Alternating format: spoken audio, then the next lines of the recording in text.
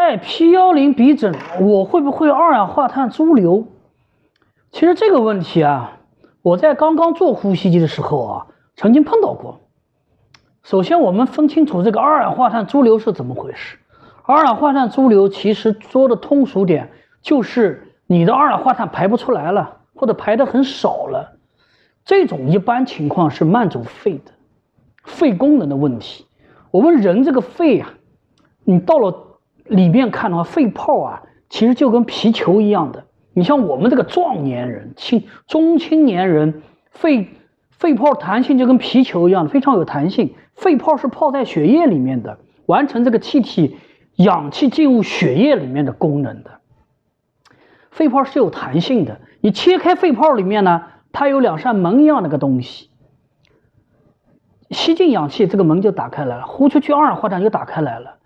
那人随着年龄逐渐的增长，或者有的人常年抽烟、老烟枪了，这个肺泡啊，它慢慢也老化了，年龄增长也老化。年龄大了之后呢，这个肺泡它就没弹性了，跟皮球一样的，它瘪了，没弹性了。这里面这两个门呢也不灵了，那会发生个什么情况呢？你的二氧化碳排不出去了，或者排的少了，还有就是你的氧气进不来了。那大家也知道了，我们在地球上生活，我们是靠氧气赖以生存。那你氧气进不来了，那人肯定要出事儿了，出问题了。氧气进不来，那叫低氧血症；二氧化碳排不出去，高碳酸血症、二氧化碳潴留、二型呼吸衰竭。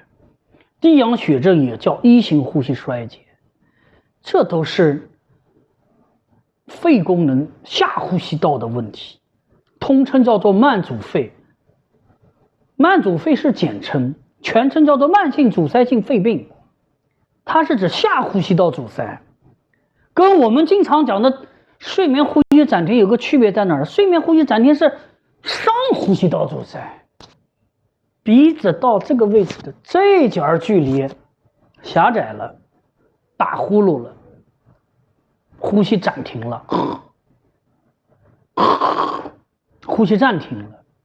下呼吸道阻塞就是肺功能不好了，年龄是个原因，不良的生活习惯，抽烟或者有些工作场合粉尘污染尘肺了，都是对肺有很大的危害。好了。P10这个鼻针对有没有导致二氧化碳潴留？如果你肺功能没有问题，那就不用担心这个问题。国外的面罩、进口的面罩在上市之前，这些测试全部要做过的。我们国内有些厂家做面罩，可能拿过来抄一个，可能测试都不做的。但是面罩这个东西是二类医疗器械，照道理说严谨的话，你肯定也要做临床的。那这个东西。进口的面罩 P10是瑞思迈的一款鼻枕产品，没有问题，不用担心的。我自己在去年的时候，曾经有个厂家给我发了一个国产的鼻枕，他们造的鼻枕，我戴了5分钟不到，根本没办法接受。为什么呢？声音太大了，排气孔这个地方就跟个风箱一样的，呲的。你说这种情况就在你鼻子跟前，你能睡着吗？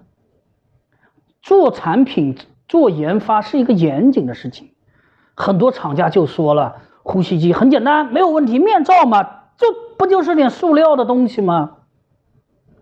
你想不到，你想到了，你做不好，会和自己能做好，这是两个概念。我们中国呀，主要前些年还是发展太快了，大家觉得什么都容易。什么东西都可以拿过来抄一抄 ，OK 了。那实际的真实情况并不是这个样子。